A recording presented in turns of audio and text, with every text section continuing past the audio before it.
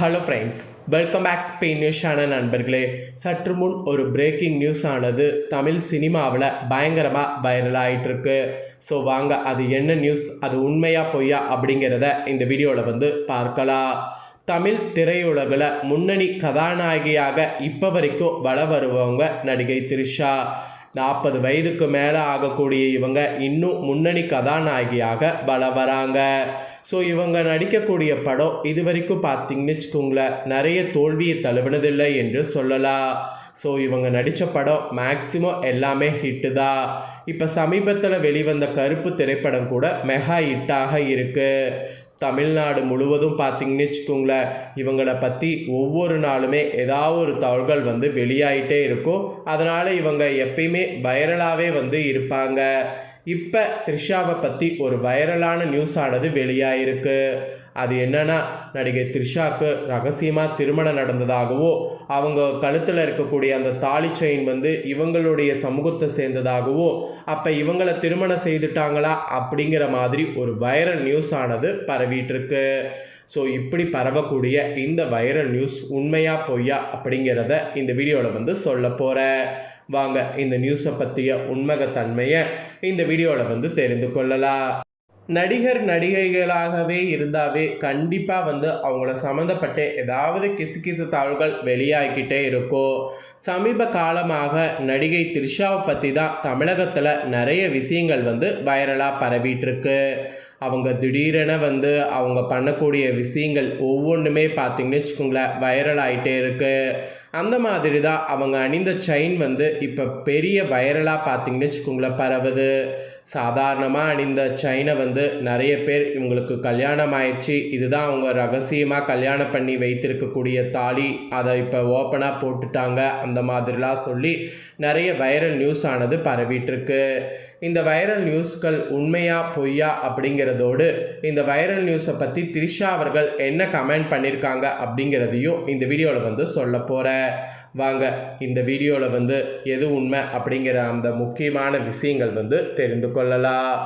கழுத்தில் தாலி நடிகை த்ரிஷாவுக்கு திருமணமாகிவிட்டதா அப்படிங்கிற மாதிரி இணையத்தில் இந்த ஒரு விஷயம் புகைப்படம் இப்போ தீயாய் பரவிந்துட்டு இருக்கக்கூடிய இதை பற்றி உண்மையை தான் இந்த வீடியோவில் இப்போ நான் உங்களுக்கு சொல்ல போகிறேன். அதை நீங்கள் தெரிந்து கொள்ள போகிறீங்க. ஆக்சுவலி பிரபல இயக்குனர் மணிரத்னம் இயக்கத்தில் கடந்த ஆண்டு 2025 ஜூன் மாதம் வெளியான தக் லைஃப் திரைப்படத்தின் விளம்பர நிகழ்ச்சி ஒன்றில் நடிகை த்ரிஷா கிருஷ்ணர் ஒரு அழகான ஸ்ட்ரெல்ஸ்லெஸ் உடையோ அதோடு ஹார்டின் பென்டன் கொண்ட ஒரு செயினும் அணிந்து வந்திருக்கிறார். அதே உடையில் அவர் நடத்திய ஃபோட்டோஷூட் புகைப்படங்களை 2025 தனது இன்ஸ்டாகிராமில் பகிர்ந்து, எதையாவது செய்யக்கூடாது என்று என்னிடம் சொன்னால் அதையே 2 முறை செய்து புகைப்படம் எடுப்பேன் என்று சவாலான கேப்ஷனும் போட்டிருந்தார்.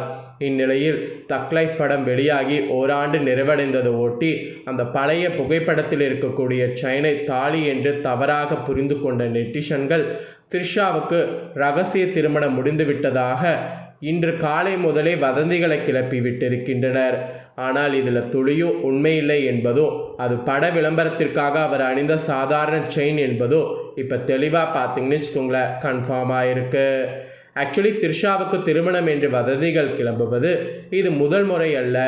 இதற்கு முன்பு வடநாட்டு மருமகளாக போகிறார் என்ற வதந்தி பரவிய போது அவரே அதற்கு முற்றுப்புள்ளி வைத்தார். அதே போல் சில ஆண்டுகளுக்கு முன்பு பார்த்தீங்கன்னு வச்சுக்கோங்களேன், தயாரிப்பாளர் வருண் மணியோடு த்ரிஷாவுக்கு திருமண நிச்சயம் செய்யப்பட்டிருந்தது. ஆனால் திருமணத்திற்கு பிறகு நடிக்கக்கூடாது என்று வருண் குடும்பத்தினர் நிபந்தனை விதித்ததால் சினிமா என் உயிர், அதை விட்டுவிட்டு வாழ முடியாது என்று தைரியமாக திருமணத்தையே நிறுத்தினார் த்ரிஷா. மேலும் தன் வாழ்க்கையின் முக்கியமான முடிவுகளை வெளிப்படையாக எடுக்கக்கூடிய த்ரிஷாவுக்கு நிஜமாகவே திருமணம் நடந்தால் அவரே முதலாளாக இன்ஸ்டாகிராமில் அறிவிப்பார் என்பது த்ரிஷா சைடிலிருந்து வந்திருக்கக்கூடிய ஒரு முக்கிய நியூஸுங்க. எனவே பழைய தக் லைஃப் புகைப்படத்தை வைத்து பரப்பப்படக்கூடிய இந்த தாலி வதந்தத்திற்கு த்ரிஷா விரைவில் தனது இன்ஸ்டா ஸ்டோரி மூலம் தரமான பதிலடி கொடுப்பார் என்று எதிர்பார்க்கப்படுது. ஸோ தற்போது இந்த நியூஸ் தான் சமூக வலைத்தளங்களில் காட்டுத்தீ போல பரவிட்டுருக்கு. ஏடா த்ரிஷாவுடைய எந்த ஒரு நியூஸும் இப்போ பார்த்தீங்கன்னு வச்சுக்கோங்களேன் சமீப காலமாக ரொம்ப வைரல் ஆகிட்டுருக்கு. அதுக்கு காரணம் என்னங்கிறது உங்களுக்கே வந்து தெரியும். ஸோ இந்த நியூஸை பற்றி நீங்கள் என்ன நினைக்கிறீங்க அப்படிங்கிறத கமெண்ட் பண்ணுங்கள். அதோடு சிஎம் விஜய்க்கு அடுத்த அக்னி பரீட்சையானது ஸ்டார்ட் ஆகிருக்கிறதாக ஒரு தகவல்கள் கசிந்திருக்கு. அமைச்சர்களுக்கு முக்கிய அசைன்மெண்ட் வந்து இருக்கா. அதோடு இடைத்தேர்தலுக்கு தாவேகா ரெடியாக இருக்கிற மாதிரி ஒரு முக்கிய நியூஸ் வெளியாகிருக்கு. வாங்க அதையும் இந்த வீடியோவில் வந்து ஷேர் பண்ணுறேன். தமிழகத்தில் புதிதாக பொறுப்பேற்றுள்ள தமிழக வெற்றிக்கழக அரசின் முதல்வர் விஜய் அவருடைய நிர்வாகம் மற்றும் அரசியல் ரீதியாக அடுத்த கட்ட நடவடிக்கைகளை வேகப்படுத்தி வருவதாக தகவல்கள் கசிந்திருக்கு. குறிப்பாக அமைச்சர்கள் மற்றும் எம்எல்ஏக்கள் செயல்பாடு குறித்து முதலமைச்சர் விஜய் பல்வேறு முக்கிய அறிவுறுத்தல்களை வழங்கியுள்ளதாக தகவல்கள் வெளியாயிருக்கு. மேலும் 5 தொகுதி இடைத்தேர்தல்களுக்கு தயாராகி வருவதாக தகவல்கள் வெளியாகி வருது. முதலமைச்சர் விஜய் தலைமையிலான தாவேகா அமைச்சரவையில் மொத்தம் 35 பேர் இடம்பெற்றுள்ளனர். அவர்களில் பெரும்பாலானோர் முதல் முறையாக அமைச்சர்களாக பொறுப்பேற்றவர்கள். புதிய தலைமுறையினருக்கோ இளைஞர்களுக்கோ முக்கிய துறைகள் இங்கு வழங்கப்பட்டிருக்கு. ஆட்சி பொறுப்பேற்ற பிறகு நடைபெற்ற முதல் அமைச்சரவை கூட்டத்திலேயே ஒவ்வொரு துறைக்கும் நீண்ட கால திட்டங்களை வகுத்து அவற்றை நடைமுறைப்படுத்துவதில் கவனம் செலுத்த வேண்டும் என முதலமைச்சர் அறிவுறுத்தியதாக கூறப்படுகிறது. அதோடு பொதுவெளியில் பேசும்போது நிகழ்ச்சிகளில் பங்கேற்கும் போது மிகுந்த கவனத்தோடு செயல்பட வேண்டும் என்று அமைச்சர்களுக்கு அறிவுறுத்தப்பட்டுள்ளதாக தகவல்கள் தெரிவிக்கப்பட்டிருக்கு. இதன் தொடர்ச்சியாக அமைச்சர்களுக்கு புதிய கட்டுப்பாடுகளும் விதிக்கப்பட்டிருக்கு.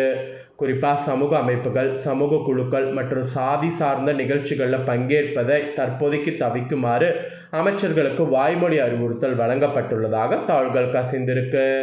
அமைச்சர்கள் பொதுவெளியில் பேசக்கூடிய ஒவ்வொரு வார்த்தையும் அரசியல் சர்ச்சையாக மாறக்கூடிய வாய்ப்பு இருப்பதால் தேவையற்ற விவாதங்களை தவிர்க்க இந்த முடிவு எடுக்கப்பட்டுள்ளதாக கட்சி வட்டாரங்களில் தகவல்கள் கசிந்திருக்கு.